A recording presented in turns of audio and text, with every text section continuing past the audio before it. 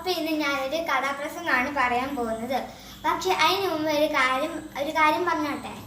കാതികയല്ല, കലാകാരിയല്ല ഞാൻ, കേവലം വിദ്യാർത്ഥി മാത്രമാണിന്ന് ഞാൻ.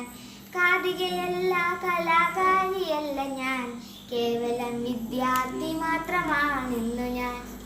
ഈ കഥ നടക്കുന്നത് നമ്മുടെ കൊച്ചു കേരളത്തിലെ ഒരു കായംകുളം എന്ന സ്ഥലത്ത് ഒരു കൊച്ചു ഗ്രാമത്തിലാണ്.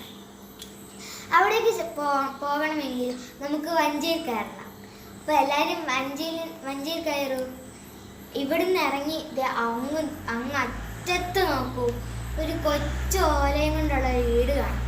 ഓലയാൽ മേഞ്ഞൊരു കൊച്ചു കൂടിലിൻ്റെ ചുറ്റു നിൽക്കുന്നു കോമളാങ്കി.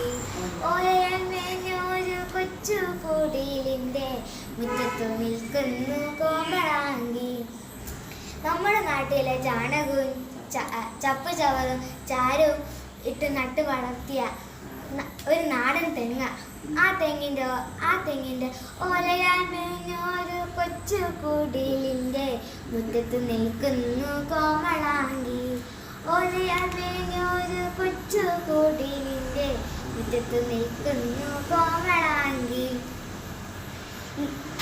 നമ്മുടെ നാട്ടിലെ കുട്ടികൾ ഓലപ്പന്ത് ഉണ്ടാക്കി കളിക്കുന്നു.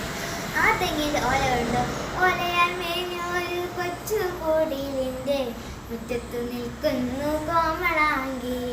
ഓലയാൽ മേഞ്ഞൊരു കൊച്ചു കുടിലിൻ്റെ മുറ്റത്തു നിൽക്കുന്നു കോമളാങ്കി. കോമളാങ്കി ഇഷ്ടപ്പെട്ടില്ലേ? എന്നാ ശരി, ഇതാ പിടിച്ചോരാ. ഓലത്തുമ്പത്തിരുന്നു എലാടും ചെല്ലപ്പൈങ്കിളി.